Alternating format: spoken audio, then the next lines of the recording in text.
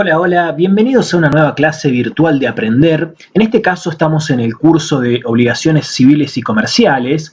Ya sabes que si querés tener acceso a la totalidad de este curso, solamente tenés que suscribirte a mi canal y buscar la lista de reproducción de Obligaciones Civiles y Comerciales y vas a tener acceso a la totalidad de este curso a través de clases cortas, sencillas, que no dejan ningún tema a la deriva y completamente gratis.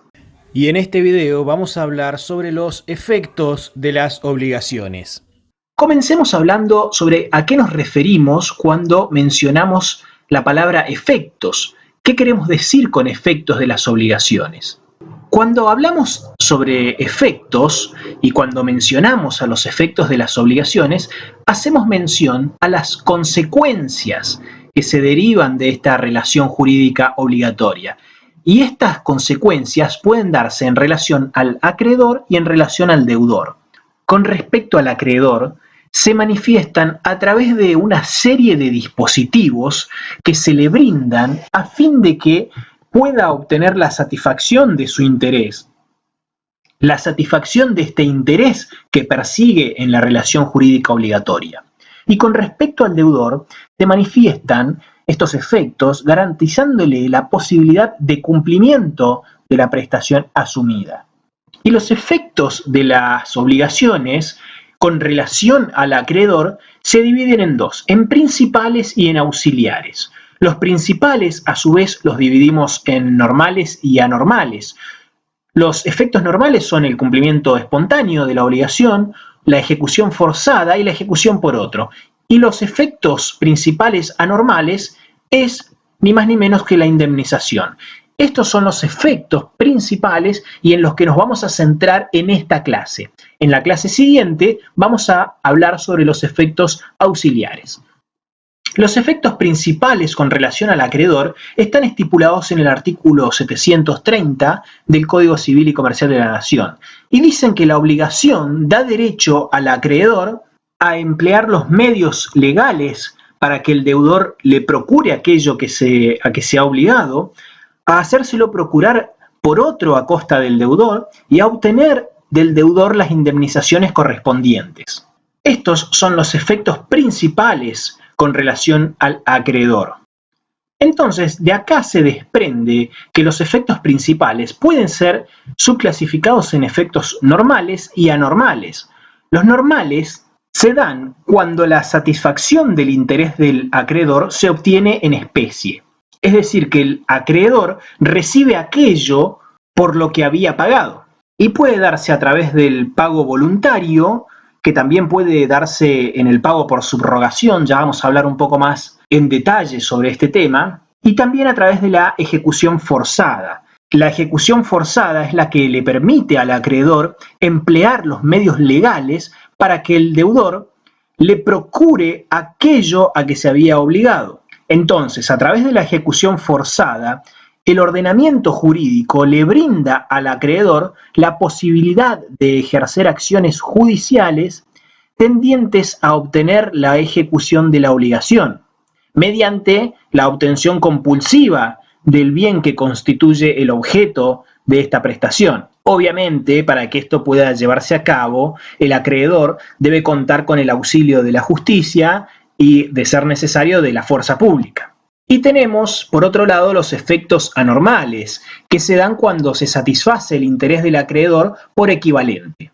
Y por lo que dice el artículo 730 del Código Civil y Comercial de la Nación, que establece básicamente que el acreedor puede obtener del deudor las indemnizaciones correspondientes, esto nos permite inferir que el acreedor puede elegir entre intentar el cumplimiento forzoso de la obligación o bien reclamar una indemnización. Pero no existe un orden de prelación. Entonces, el acreedor puede directamente reclamar la indemnización o primero reclamar el cumplimiento forzoso. No hay un orden entre ellos. Entonces, pasemos ahora a ver entre quiénes se producen estos efectos de las obligaciones. Y los efectos de las obligaciones son de carácter relativo. Esto implica que solo se producen entre las partes. Ahora bien, hay ciertos casos que pueden prestarse a confusión. Por ejemplo, veamos qué ocurre con la obligación y los terceros. Si el beneficiario de la obligación es un tercero, al aceptar la prestación a realizar en su favor, deja de ser un tercero y se convierte él mismo en acreedor. Entonces, los efectos se van a producir entre esta persona, que era un tercero, y el deudor.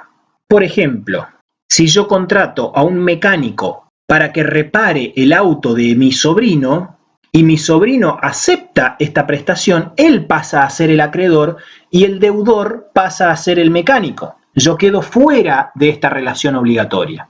Veamos qué ocurre con los contratos a nombre de un tercero. Solo un representante puede realizar un acto jurídico a nombre de otro. Si no existe esta representación, lo obrado por quien celebra el acto a nombre de otro será ineficaz, a no ser que el tercero ratifique lo actuado por el supuesto representante.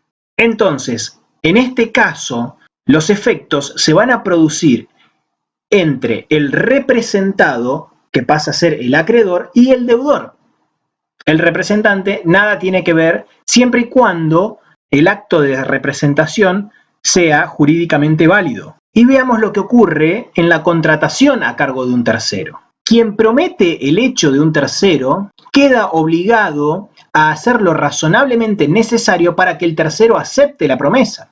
Si ha garantizado que la promesa sea aceptada, queda obligado a obtenerla y responde personalmente en caso de negativa. Por ejemplo, si a mi sobrino se le perdiera el perro y yo empiezo a prometer que aquel que encuentre el perro y lo devuelva recibirá una recompensa de $10.000 por parte de quien lo perdió, quedo obligado a hacer todo lo razonablemente posible para que aquel que perdió el perro, en caso de recuperarlo, pague los $10.000. Si no lo hace, yo estoy obligado a pagarle los $10.000 a quien encuentre el perro.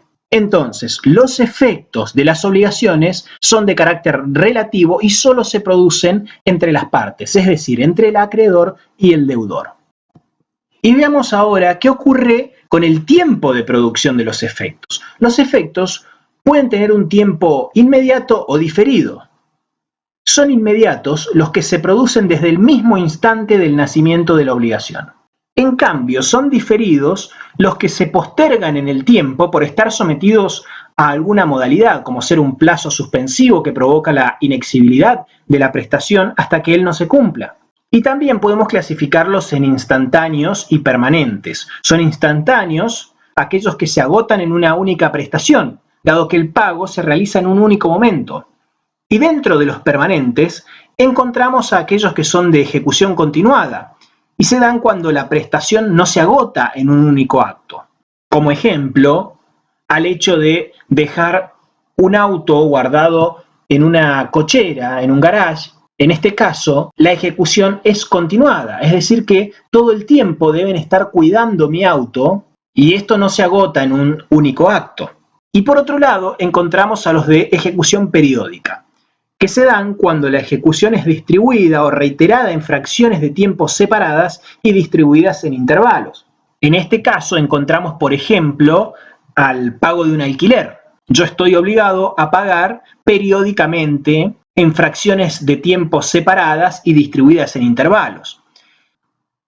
Y vamos a hablar ahora sobre las astraintes o sanciones conminatorias. Esto lo encontramos en el artículo 804 del Código Civil y Comercial de la Nación Argentina, y este artículo establece que los jueces pueden imponer en beneficio del titular del derecho condenaciones conminatorias de carácter pecuniario a quienes no cumplen deberes jurídicos impuestos en una relación judicial. Estas condenas se deben graduar en proporción al caudal económico de quien debe satisfacerlas y pueden ser dejadas sin efecto o reajustadas si aquel desiste de su resistencia y justifica total o parcialmente su proceder. Es decir, que estas sanciones pecuniarias se van a imponer en caso de incumplimiento de una obligación por parte del deudor. Tal como lo podemos ver en este artículo, estas sanciones conminatorias son una condena impuesta al deudor para que abone al acreedor la suma en dinero que el juez determine a fin de lograr vencer la resistencia que presenta y forzar su cumplimiento. Y esto no es más que un medio lícito de intimidación para lograr el respeto del obligado hacia el mandato judicial que impuso el deber jurídico y conseguir que el deudor cumpla con la prestación asumida en la obligación. Y para que proceda la aplicación de las astreintes, no resulta menester que se configure una actitud dolosa en el incumplidor, sino que basta con el mero incumplimiento del mandato judicial por parte del obligado, bastando su mera negligencia. Entonces, en una relación jurídica obligatoria tenemos al acreedor y al deudor. En caso de que el deudor incumpla, el acreedor puede acudir a la justicia a fin de obtener auxilio y poder cobrar. En caso de que lo haga y los jueces emitan una resolución judicial obligando al deudor a pagar y éste no lo haga, los jueces pueden aplicar sanciones conminatorias, es decir, imponerle el deber de pagar más dinero a fin de que deponga su actitud y empiece a pagar. A todo esto no es necesario que el deudor no haya pagado porque no tiene la intención, sino que basta que se haya olvidado de pagar. Si se olvidó de pagar, también puede recibir este tipo de sanciones.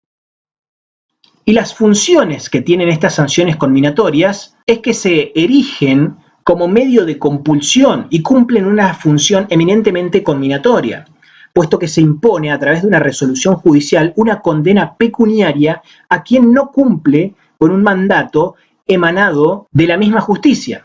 Y ante el incumplimiento del obligado al deber impuesto en la resolución judicial, pese a ello, las 30 se transforma en una sanción que consistirá en la aplicación concreta de lo que hasta ese momento era solo una amenaza o conminación patrimonial impuesta por una orden judicial. Veamos los caracteres. Son provisionales, irrevisables, son conminatorias, son discrecionales, pecuniarias, ejecutables, solo a pedido de parte, progresivas y no retroactivas. Y veamos qué sucede con la acumulación de las astreintes con la indemnización de daños y perjuicios. Basándonos en nuestro ordenamiento jurídico, hay que decir que no existe ningún inconveniente en que el acreedor pueda pretender cobrar el monto total de la liquidación de las astreintes y también la suma de dinero que arroja la indemnización de los daños y perjuicios sufridos por el incumplimiento del deudor. Y esto es así porque las astreintes constituyen un concepto distinto y un fenómeno autónomo de los daños y perjuicios. Entonces, no hay enriquecimiento sin causa del acreedor, puesto que el desplazamiento patrimonial que se produce posee causa en ambos casos y las dos son causas diferentes. No hay entonces una prohibición legal alguna que impida esta acumulación. Entonces, tal como lo veníamos explicando, en caso de que exista una relación jurídica obligatoria entre un acreedor y un deudor, si el deudor incumple, el acreedor puede ir a la justicia. La justicia emite una resolución y el deudor vuelve a incumplirla. Entonces, en este caso, el acreedor puede reclamar el cumplimiento de la obligación, la indemnización por daños y perjuicios y el cobro de estas sanciones conminatorias. Veamos los sujetos de las astreintes o sanciones conminatorias. Por un lado tenemos al beneficiario. Las astreintes son aplicadas en beneficio del titular del derecho, es decir, del acreedor, y el sujeto pasivo no es solo el sujeto demandado en un proceso judicial, sino que también puede imponerse a cualquier otra persona ajena al proceso, pero que incumpla con una resolución judicial.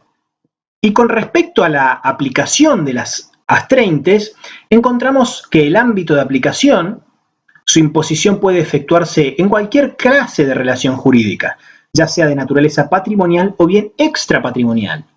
Con respecto al comienzo, comienzan a correr para el obligado desde que la resolución que las impuso está ejecutoriada y notificada al deudor. Como lo veíamos recién, son progresivas y nunca retroactivas.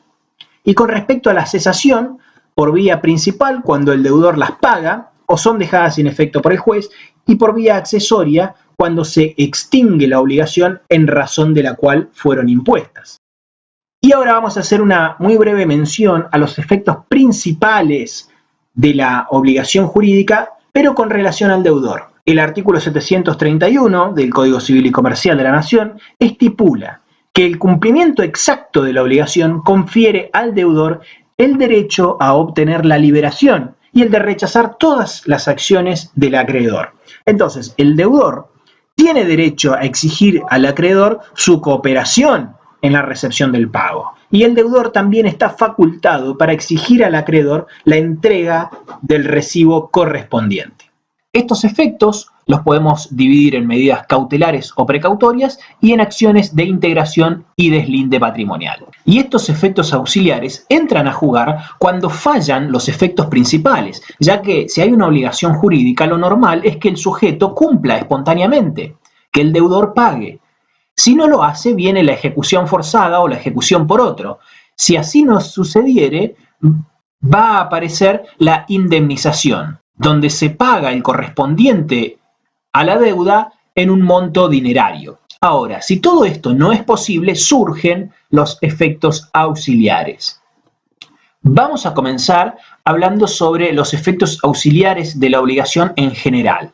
Y esto está mencionado en el artículo 743, donde se detalla qué bienes constituyen la garantía. Y este artículo expresa que los bienes presentes y futuros del deudor constituyen la garantía común de sus acreedores. El acreedor puede exigir la venta judicial de los bienes del deudor, pero solo en la medida necesaria para satisfacer su crédito. Todos los acreedores pueden ejecutar estos bienes en posición igualitaria, excepto que exista una causa legal de preferencia. Entonces, de este artículo podemos inferir que cuando una misma persona posee diversas deudas, la regla general será la par conditio.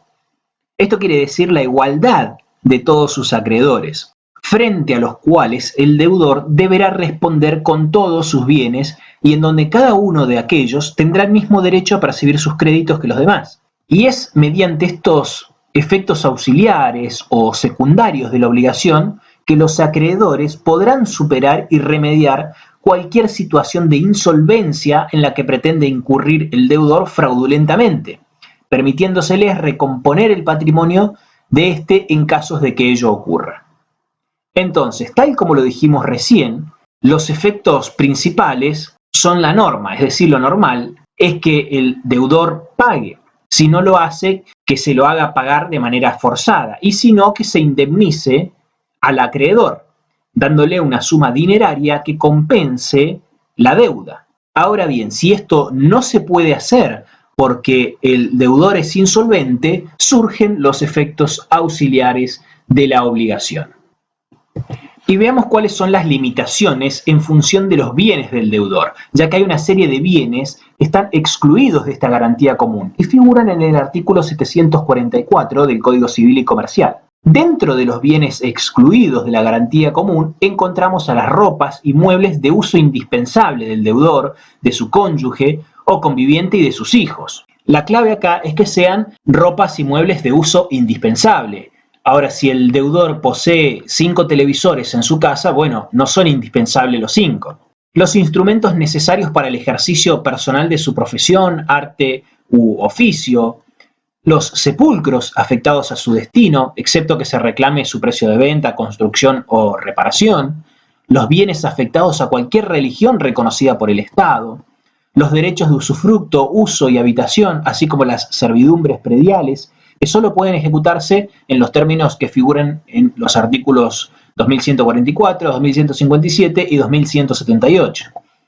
Las indemnizaciones que corresponden al deudor por daño moral y por daño material derivado de lesiones a su integridad psicofísica, la indemnización por alimentos que corresponde al cónyuge, al conviviente y a los hijos con derecho alimentario en caso de homicidio, y los demás bienes declarados inembargables o excluidos por otras leyes.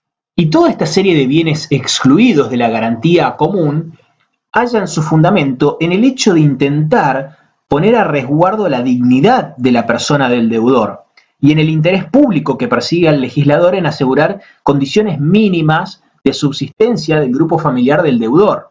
Es decir, si hay un deudor que es insolvente y se le quita todo lo que tiene, incluyendo sus ropas, sus muebles indispensables, los instrumentos necesarios para el ejercicio de su profesión, se lo está condenando a una situación de pobreza extrema, de indigencia, tanto a él como a toda su familia. Y esa no es la intención del legislador. Y vamos a encontrar también una serie de limitaciones en función de los sujetos. Por un lado, a favor del deudor, vamos a encontrar la atenuación de la responsabilidad, que figura en el artículo 1742, y dice que el juez, al fijar la indemnización, puede atenuarla si es equitativo en función del patrimonio del deudor, la situación personal de la víctima y las circunstancias del hecho. Esta facultad no es aplicable en caso de dolo responsable.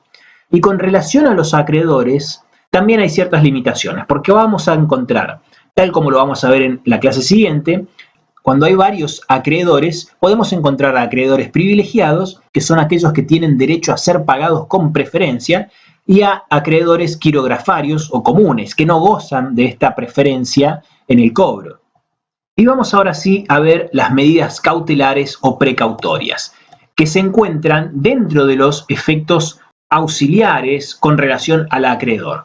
Y estas medidas cautelares o precautorias son el embargo, la inhibición general de bienes, la anotación de la litis, la prohibición de innovar, la prohibición de contratar y la intervención judicial.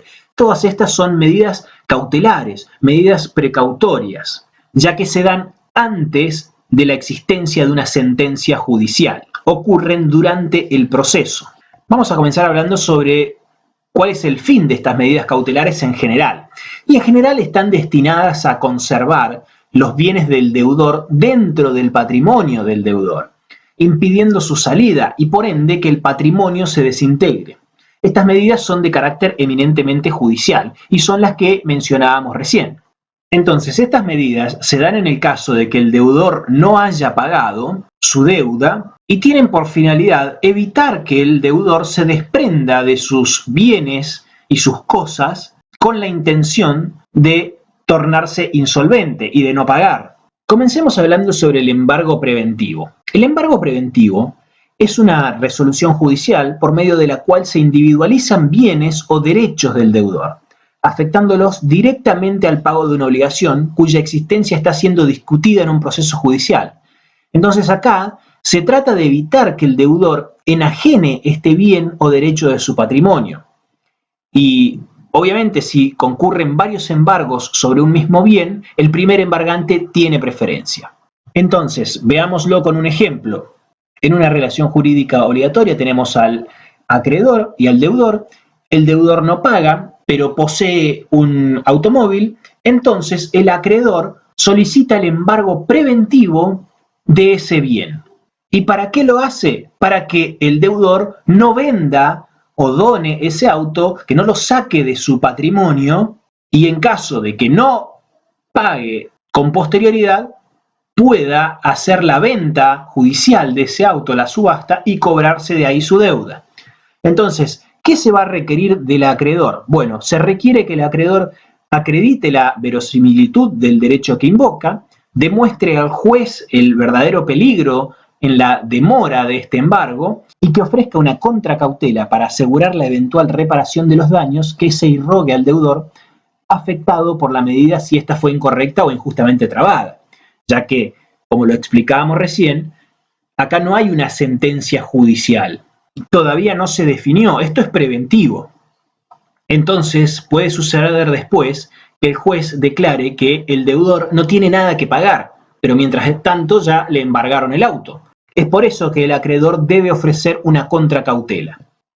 Veamos qué es la inhibición general de bienes. En este caso se impone la prohibición genérica hacia el deudor de vender o gravar bienes, cuando no se conocen bienes determinados de este que permitan lograr la traba de un embargo. Entonces, a diferencia del caso anterior, en la inhibición general de bienes, yo no sé si el deudor posee bienes o no. En el caso anterior, que había un embargo preventivo, yo sí sabía que el deudor poseía un auto. En este caso no sé. no sé si tiene bienes o no. Entonces se hace una inhibición general de bienes para evitar que pueda vender o gravar alguno de sus bienes o cosas. En este caso, el acreedor, que es quien solicita la inhibición, debe expresar el nombre, apellido y domicilio del deudor, así como todo otro dato que pueda individualizar al inhibido. Y en este caso solo surte efecto desde la fecha de su anotación. Y hay una cuestión a tener en cuenta, ya que la inhibición general de bienes no impide al deudor adquirir bienes durante el periodo en el que está trabada. Es decir, aquel que está inhibido sí puede comprar, pero no puede vender. ¿Y por qué es esto? Porque si el deudor pretende adquirir bienes, de esa manera engrosa su caudal patrimonial y todo esto redunda en un beneficio de los acreedores. Es por ello que el deudor tiene permitido comprar, pero no vender. Pasemos ahora a la anotación de la litis. En este caso, lo que se pretende básicamente es dar publicidad de un litigio. Entonces, el acreedor puede oponer derecho alegando en dicho proceso judicial contra los terceros que adquiriesen derechos reales o personales sobre inmuebles del deudor, quienes deberán soportar las consecuencias de la sentencia judicial que recaiga en ese juicio, sin poder alegar su desconocimiento sobre su existencia. Entonces, veámoslo con un ejemplo. Supongamos que hay un acreedor y un deudor, tenemos los dos sujetos, el acreedor y el deudor, que están en un litigio judicial por esta deuda.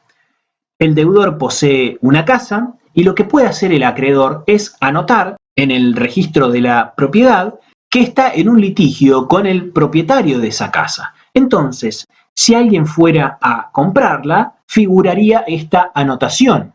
Si aún así decide comprarla y después el acreedor termina ganando el juicio y va a cobrarse de dicha casa, aquel que la compró no puede decir nada, pierde la casa. Entonces, básicamente la anotación de la litis alerta a los potenciales compradores de estos inmuebles de un deudor sobre este litigio.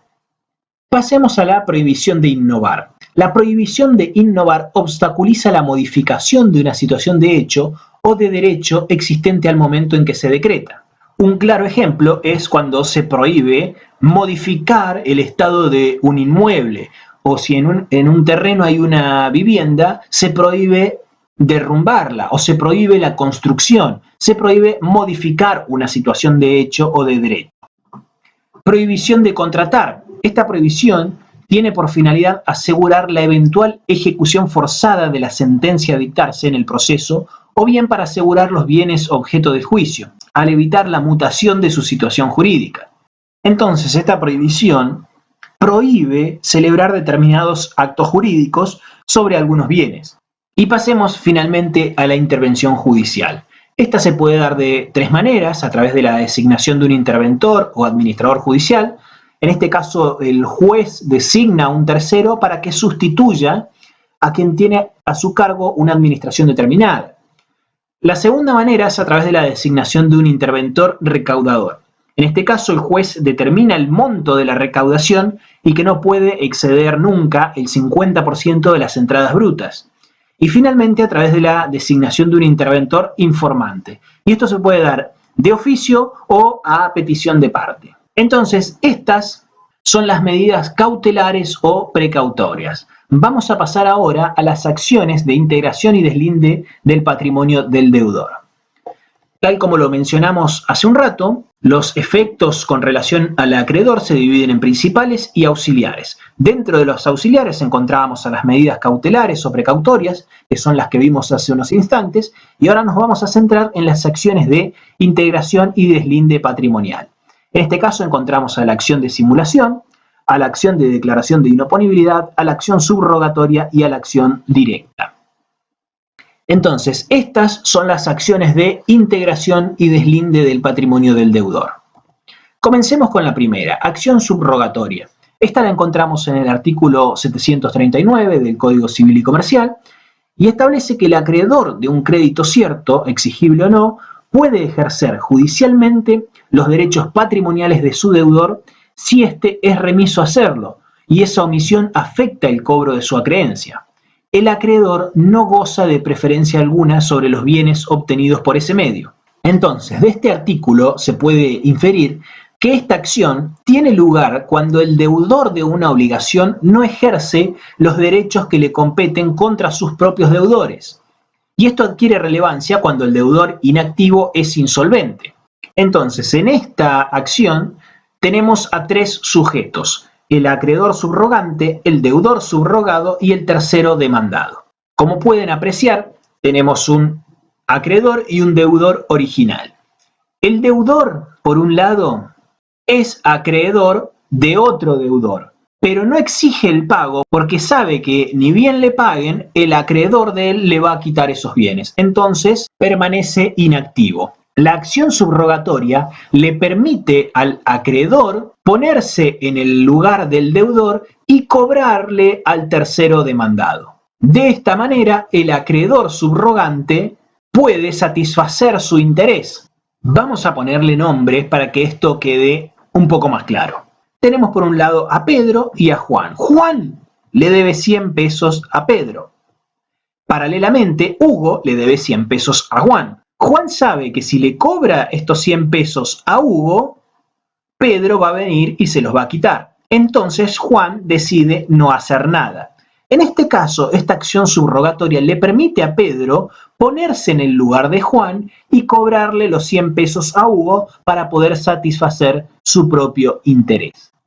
Pasemos ahora a la acción de simulación.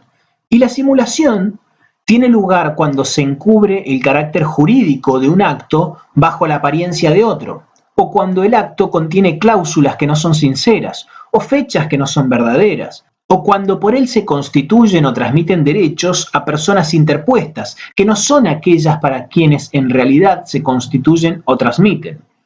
Y la simulación puede ser lícita o ilícita, según se perjudique a un tercero o se defraude a la ley. Si se perjudica a un tercero o se defrauda a la ley, la simulación es ilícita. Si no hay ningún tipo de perjuicio a terceros ni se defrauda a la ley, la simulación es lícita. Cuando es ilícita, el damnificado puede iniciar la acción de simulación. Y también puede ser absoluta o relativa. Cuando no hay ningún acto real, la simulación es absoluta. Y en cambio, en la simulación relativa hay un acto simulado que oculta un acto real. Entonces, supongamos que en esta situación que tenemos al acreedor y al deudor, el deudor celebra un acto jurídico donde aparentemente se realiza la venta de su casa de vacaciones que posee en la ciudad de Mar del Plata. Sin embargo, este acto jurídico es un acto jurídico simulado, ya que en realidad no vendió la casa, solamente lo hizo para tornarse insolvente y no pagar su deuda. En este caso, esta simulación es ilícita porque está perjudicando al acreedor, está perjudicando a esta tercera persona. Entonces el tercero puede iniciar la acción de simulación a fin de que esa casa de vacaciones vuelva al patrimonio del deudor y de esa manera poder cobrarse. Pasemos ahora a la declaración de inoponibilidad.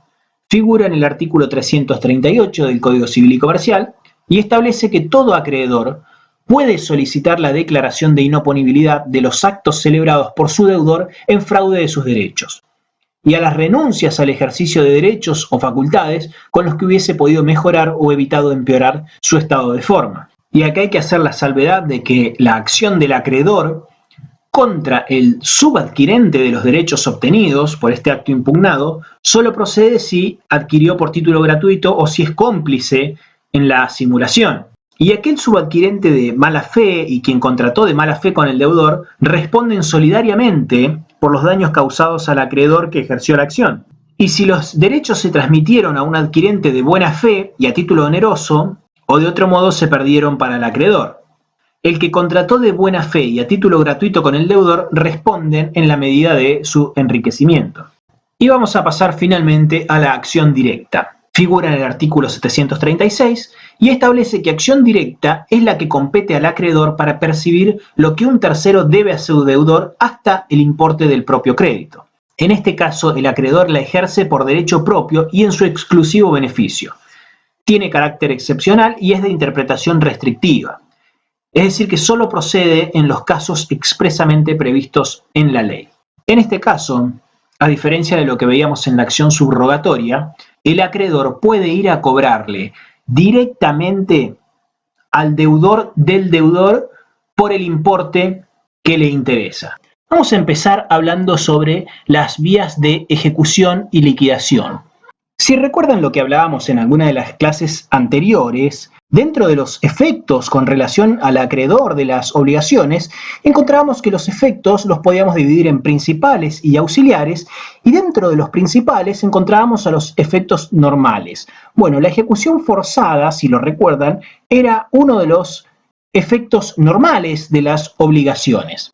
Ahora bien, estas ejecuciones forzadas pueden ser efectuadas individualmente por cada acreedor que desee obtener el cobro de su crédito, pero hay determinadas circunstancias en donde solo podrá obtenerse mediante una ejecución colectiva de los bienes del deudor. Y esto se logra en el marco de un proceso de concurso preventivo de quiebra. Entonces, tal como lo pueden apreciar, en esta relación jurídica obligatoria tenemos a los dos sujetos, al acreedor y al deudor. El deudor no paga, no cumple, pero uno de los efectos principales de las obligaciones en relación al acreedor, y dentro de estos efectos principales, uno de los efectos normales es la ejecución forzada, que a veces puede ser efectuada individualmente por cada acreedor que desee obtener el cobro de su crédito, pero en determinadas ocasiones, cuando hay un mismo deudor que le debe a distintos acreedores, esta ejecución forzada puede obtenerse solo mediante la ejecución colectiva de los bienes del deudor. Y todo esto en el marco de un proceso de concurso preventivo de quiebra. Entonces, veamos cómo es la ejecución individual por parte de un acreedor. Esta clase de ejecución es la que lleva a cabo cada acreedor en forma individual, por su cuenta, y solo en la medida de su interés. La forma en que se hace es a través de una subasta y liquidación. Y una vez embargado un bien por el acreedor, si el deudor no cumple con la obligación a su cargo, puede el acreedor solicitar su subasta o remate judicial. ¿Y esto en qué consiste? Bueno, consiste en una venta pública organizada del bien embargado, en donde resulta comprador aquel que pague la mayor cantidad de dinero a cambio de este bien sustraído. Entonces el acreedor cobrará su crédito del dinero que se obtenga por la compra de este bien rematado.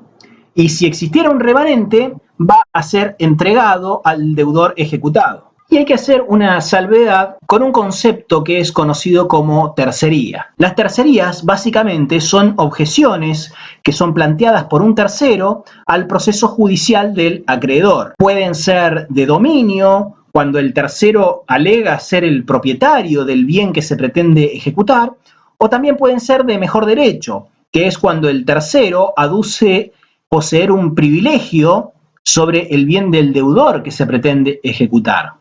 Y vamos a pasar ahora a la ejecución forzada colectiva por parte de los acreedores. Y ante el estado de cesación de pago, es decir, de que el deudor deja de pagar, se abre el proceso de ejecución colectiva de sus bienes ante la igualdad inicial de todos los acreedores que concurren al concurso a fin de intentar cobrar sus créditos. Todos los bienes del deudor quedan afectados a este proceso falencial que reconoce dos etapas bien diferentes. La primera de ellas es el concurso preventivo y la segunda, la quiebra. Comencemos con el concurso preventivo, que es la primera etapa de esta ejecución forzada colectiva. El concurso preventivo es el proceso por el cual se intenta obtener un acuerdo entre el deudor concursado y todos los acreedores que se presenten en él, lo cual determinará cuál será la conducta que desempeñará el deudor en el futuro en torno al cumplimiento de sus deudas. El acuerdo respecto a la forma de pago debe ser aprobado por la mayoría prevista en la ley, y una vez que es homologado resulta obligatorio para todos los acreedores. Si el acuerdo no se logra o si una vez aprobado no es cumplido por el deudor concursado, entonces se decreta la quiebra. Y la quiebra provoca el desapoderamiento de pleno derecho de la totalidad de los bienes del deudor existentes a la fecha de su declaración y de los que adquiera hasta el momento de su rehabilitación, para proceder luego a su liquidación y distribución entre los distintos acreedores en función de los tipos de crédito que poseen. Entonces, a modo de síntesis, tenemos un deudor y múltiples acreedores. Cuando el deudor deja de pagar, se abre este proceso de ejecución forzada colectiva. E inicialmente tenemos una igualdad entre todos los acreedores que concurren a este concurso. Y esto se da en dos etapas. Primero el concurso preventivo y finalmente la quiebra. En el concurso preventivo lo que se busca es lograr un acuerdo entre el deudor y los acreedores. Si este acuerdo no se logra, o si se logra pero no es cumplido por el deudor, pasamos a la quiebra. La quiebra básicamente provoca el desapoderamiento de la totalidad de los bienes del deudor y estos se reparten entre los acreedores. Ahora bien, recién hablábamos sobre una igualdad entre todos los acreedores, pero vamos a ver que pueden haber distintos privilegios o prioridades, como por ejemplo la prioridad del primer embargante, que la encontramos en el artículo 745. Este artículo estipula que el acreedor que obtuvo el embargo de bienes de su deudor tiene derecho a cobrar su crédito, intereses y costas, con preferencia a los otros acreedores. Esta prioridad solo es oponible a los acreedores quirografarios en los procesos individuales. Si varios acreedores embargan el mismo bien del deudor, el rango entre ellos se determina por la fecha de la traba de la medida, y los embargos posteriores deben afectar únicamente el sobrante que quede después de pagados los créditos que hayan obtenido embargos anteriores. Y vamos a pasar ahora sí a los privilegios. Y los privilegios surgen cuando aparecen las complicaciones. Y las complicaciones fácticas y jurídicas comenzarán cuando el patrimonio del deudor sea insuficiente para hacer frente a todas sus deudas. Y hay que tener en cuenta que los privilegios son una excepción al principio general de la par conditio creditorum, que es lo que hablábamos recién sobre la igualdad entre todos los acreedores. Entonces, privilegio es la calidad que corresponde a un crédito de ser pagado con preferencia a otro. Entonces, los privilegios son una excepción a este principio general de la igualdad entre los acreedores y surgen cuando el patrimonio del deudor es inferior a sus deudas. Es decir, que por más que se ejecutara la totalidad del patrimonio del deudor, aún así no llegaría a hacer frente a todas sus deudas. Es por ello que surgen los privilegios. Entonces, vamos a tener por un lado acreedores privilegiados y por otro lado a los acreedores comunes o quirografarios. Los acreedores privilegiados son aquellos cuyos créditos gozan de una preferencia en el cobro que es concedida por la ley, y los acreedores comunes o quirografarios no tienen preferencia alguna y deberán concurrir a cobrar sus créditos de modo igualitario. Siguiendo con esto de los privilegios, vamos a ver sus caracteres y clasificación. Son de origen legal exclusivamente, ya que únicamente la ley puede crearlos, y no la voluntad de las partes. Son excepcionales, ya que el privilegio es una excepción que crea la ley por alguna razón que lo justifique.